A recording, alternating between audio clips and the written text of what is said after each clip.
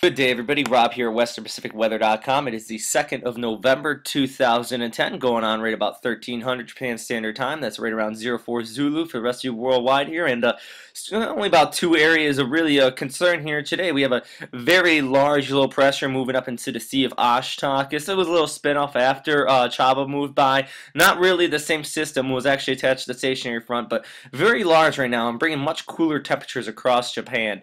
And this Invest 99W here, actually Thailand has already upped it to a tropical depression as it moved over the peninsula overnight last night and into today. Actually right near Phuket right now, but very disorganized system right now, but it does have some sustained winds out of it, about 25 knots. So as this starts to get a little more organized in the future, actually looking at a second landfall, possibly in India or Sri Lanka here as this system moves out into the Bay of Bengal.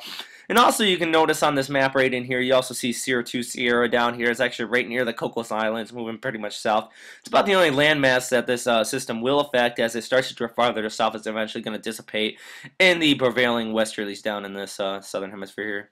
And as we zoom in on the Phuket radar here, you can see not very too much organization out of this system as it is very near this region, but very wet day, not very pleasant for anybody down in that area right now. Definitely going to see a little bit of gusty winds.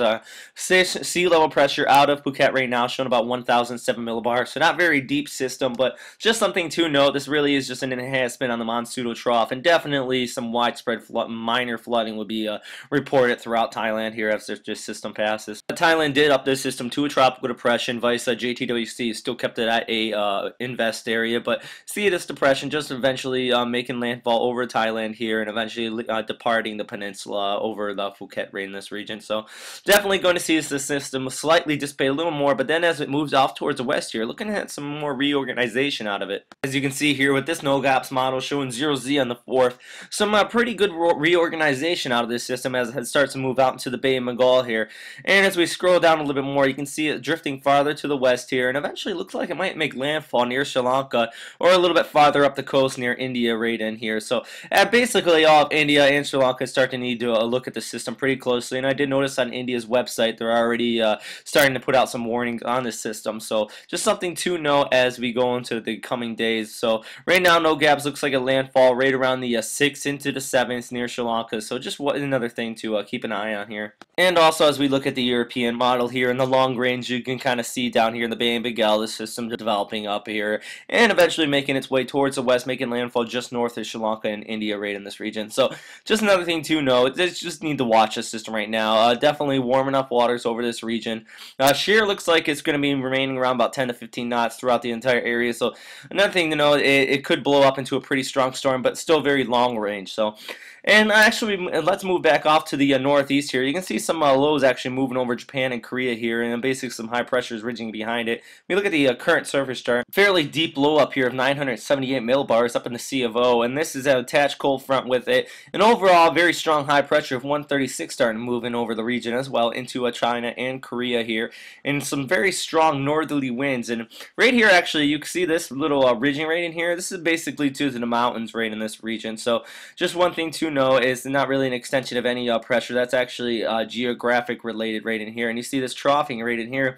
Well, this is what we actually call a lee side of the mountain trough. And as these air moves over the mountains, it starts to rush downhill here. It actually warms up and creates basically a thermal trough on the lee side of the mountains right in here. See this a lot of times back in the States on the lee side of the Rocky Mountains, but here you see it around the Japanese Alps. So just a little geographic information there as well. So actually, let's look at the thermal advection chart, or more commonly known as the 1,500 millibar thickness chart right in here. And the thing I want to point out on this is that we were noting those winds coming from the north earlier. Well, sometimes you have winds coming from the north, but they're not so much bringing cold air. But in this case, it definitely is. You see these boxes right in here. You have your thermal packing, and then you have gradient winds in this region as well. And you get these little boxes forming.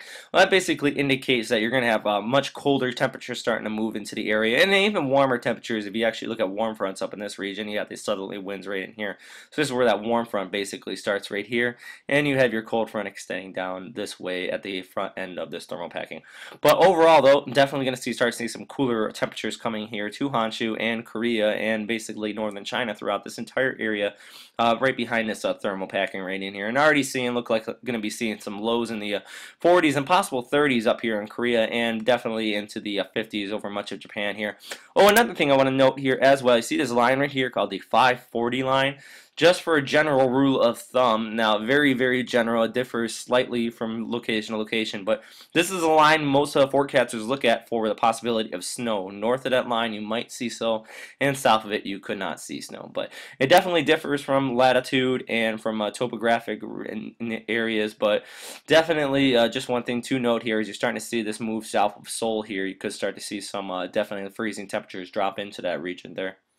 Otherwise, in the Western Pacific and East Asia here, pretty fair weather out there today. Philippines seeing some areas of cloudiness and associated with a monsoonal trough, but nothing really out of the normal there. Overall, a swell day down in that region. And also Taiwan seeing a fairly nice day here associated with Southeast China as well, all under the same high pressure rate in that region. And Okinawa really starting to get under the high pressure as well. But definitely going to see those cooler temperatures throughout much of the rest of the region. And just off the map here, Thailand still getting that precipitation there. But if you have any further questions, or comments or even suggestions, please email them to me at westernpacificweather.com. You can also have the Facebook block there that you can start chatting in as well. And if you have any further questions you don't feel like asking me, storm2k.org has some threads on all these topics I've been talking about as well. So stay safe out there, everybody. Have a great day, and I will likely have another update by tomorrow morning. Bye.